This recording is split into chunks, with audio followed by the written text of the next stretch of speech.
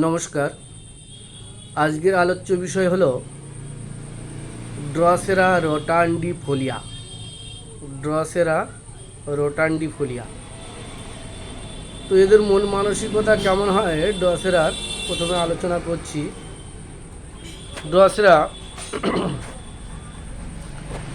পড়াশোনার সময় মানসিকভাবে প্রচণ্ড অস্থির হয়ে থাকে। কোনো বিষয়ে কোনোভাবেই মনোনিবেশ করতে পারে না।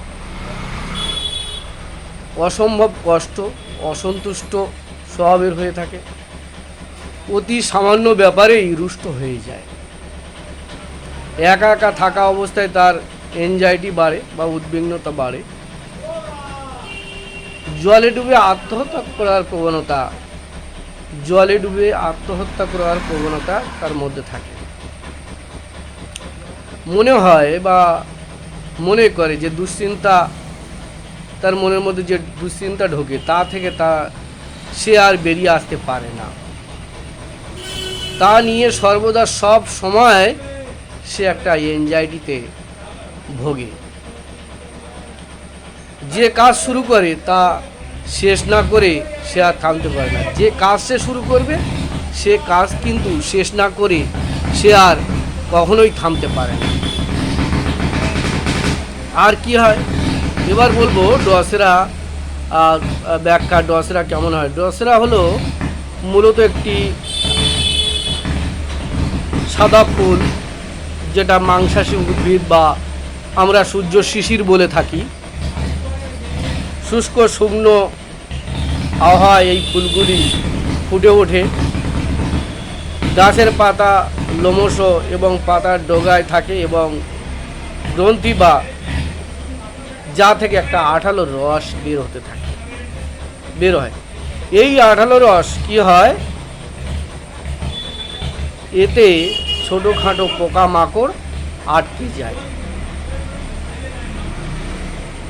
মৌমাছি, প্রজাপতি ইত্যাদি। আঠালো পদার্থটি সূর্যের আলো পড়লে বা উজ্জ্বল হয়ে ওঠে সূর্যের আলোতে এবং চমৎকার দেখায় এবং তা দেখে পতঙ্গরা আকৃষ্ট হয়। রোগীর ক্ষেত্রে আমরা দেখি ড্রসেরা এই ছবি। ড্রসেরার মাথায় যে চিন্তা ঢুকবে সেই চিন্তা থেকে সে কোনো রকমভাবে বেরিয়ে আসতে পারবে না। যেন ড্রসেরা ফুলে চিন্তার পোকা আটকে আছে। ন্যাটামিওরের ক্ষেত্রেও আমরা তার যে চিন্তা মাথায় ঢোকে সেখান দিয়ে সে বেরিয়ে আসতে পারে না। অতীতের কষ্টকর দুঃখজনক ঘটনাগুলি তাকে পীড়িত করলেও ন্যাটামিওর কিন্তু তা নিয়ে ভাবে। একটা দুঃখের প্রাচীর তুলে তাতেই সে গুম হয়ে থাকে, হাসে না, কারোর সাথে খুব একটা কথাবার্তাও বলে না। যেন সে কত দুঃখী, বিষাদ ভরা মনটা খুব দুঃখে ভরা। বিষাদ অরামিওরেও আছে। অরাম কি করে, শত কষ্টেও সে হেসে কথা বলে, কিন্তু ন্যাটামিওর তা করে না। ড্রসেরাও তাই বিষাদ এবং দুঃখ দুশ্চিন্তায় নিয়ে সবসময় অস্থির হয়ে থাকে, উদ্বিগ্ন হয়ে থাকে। চিন্তা ভাবনায় এতই তার মধ্যে ঢুকে যায় সে কিন্তু জলে ডুবে আত্মহত্যা করতে চায়। ড্রসেরা কি হয়, কাজের মাঝপথে এরা কখনো থেমে যায় না। কাজ শেষ না করে সে থামতে পারে না। কাজ শেষ করলেই তবেই তার শান্তি। কাজটা কিভাবে শেষ করবে? কাজ শেষ না হওয়া পর্যন্ত তার শান্তি নেই। তার ভিতরে একটা নাছোড়বান্দা মনোভাব কিন্তু কাজ করে। সে কাজ হাসিল করবেই, যে করে হোক সে কাজ কিন্তু হাসিল করে তবে থামবে। সাফল্য পাওয়ার জন্য সে কিন্তু মরিয়া হয়ে ওঠে। ড্রসেরার চরিত্র এই যে তার ফাঁদে পড়া শিকারকে সে তবে শেষ করেই ছাড়বে। যেন কফিনের শেষ পেরেক মেরে তবেই সে শান্ত হবে। ড্রসেরা কি করে, পরিকল্পনা মাফিক কাজ করে। ড্রসেরা স্থির প্রতিজ্ঞ হয়ে থাকে।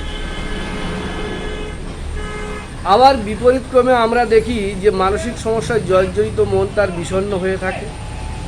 কারণ সে যে মনে করে সে নিপীড়িত হয়েছে, দুঃখিত হয়েছে। ধর্ম তাকে শাসন করে, রাজনীতি তাকে শাসন করে, সমাজ তাকে কণ্ঠ অবরুদ্ধ করে।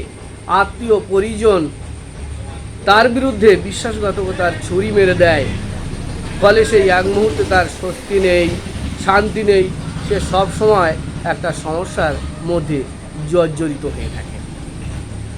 রোগ যাই হোক, আমরা তার অনিদ্রা, অতি ঘাম, উৎকণ্ঠা, অবিশ্বাস, অতি কাছের লোককেও সে অবিশ্বাস করে, এর অন্যতম লক্ষণ, ড্রসেরার অন্যতম লক্ষণ, অন্যতম সিমটমস।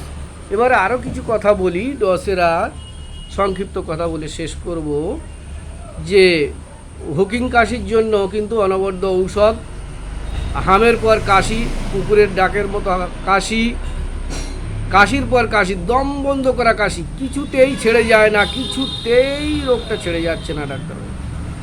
শুয়ে বালিশে মাথা দেওয়ার সাথে সাথে কাশি, রোগা পটকা চেহারা, অল্পেই ঠান্ডা লাগা স্বভাব, যক্ষা রোগ, কর্কট রোগ। রোগী চেম্বারে এসে বলে যে ডাক্তারবাবু, আমার কাশি কিছুতেই ছেড়ে যাচ্ছে না, এত ঔষধ খাচ্ছি, এত কিছু করছি, কিন্তু কিছুতেই আমার এই কাশি একেবারে যাচ্ছে না, আমার এই রোগটা একেবারেই যাচ্ছে না, কোনো রকমভাবেই যাচ্ছে না, আমি কিন্তু চেষ্টা করেই যাচ্ছি। ধন্যবাদ।